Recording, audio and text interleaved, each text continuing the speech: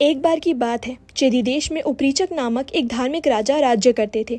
उनकी सुंदर पत्नी का नाम गिरिका था।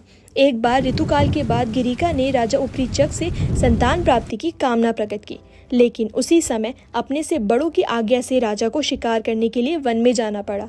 उस समय उनका मन उनकी सुंदर पत्नी गिरिका में ही अटका हुआ था। वह अपनी पत्नी को याद कर रहे थे, तभी उनका वीर्य स्खलित हो गया।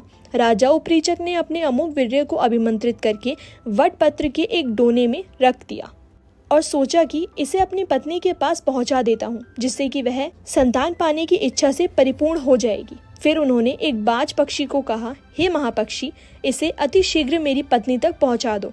दोनों चोंच में दबाकर बाज चेदी देश की ओर उड़ चला। मार्ग में एक दूसरे बाज की दृष्टि पहले बाज पर पड़ी।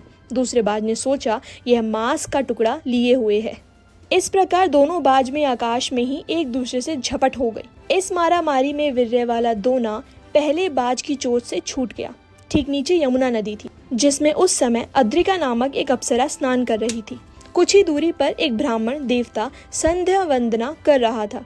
जल में कीड़ा करती उस सुंदर अप्सरा ने जाने अनजाने ब्राह्मण का पैर पकड़ लिया। उस समय ब्राह्मण देवता प्राणायाम कर रहे थे। स्वच्छंद गति वाली उस अप्सरा को देखकर उन्होंने शाप दे दिया, तू मछली बन जा, क्योंकि तूने मेरा ध्यान में बाधा उत्पन्न की है।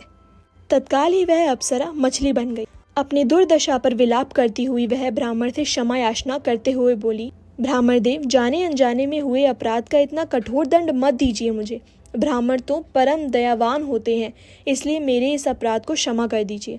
उसका विलाप सुनकर ब्राह्मण देवता पिघल गए और बोले, चिंता मत करो, जब तुम्हारा पेट चीरा जाएगा तब तुम मेरे श्राप से मुक्त हो जाओगी और स्वर्ग चली जाओगी। मछली मुंह खोले विलाप कर रही थी। ठीक उसी समय बाज की चोट से छूटा वीर्य वाला दोना उसके मुंह के रास्ते पेट में चला गया। समय व्यतीत होता रहा। अप्सरा को मछली बने 10वां महीना चल रहा था। एक दिन वह एक मछुए के जाल में फंस गई। मछुआ इतनी बड़ी मछली पाकर बहुत प्रसन्न हुआ।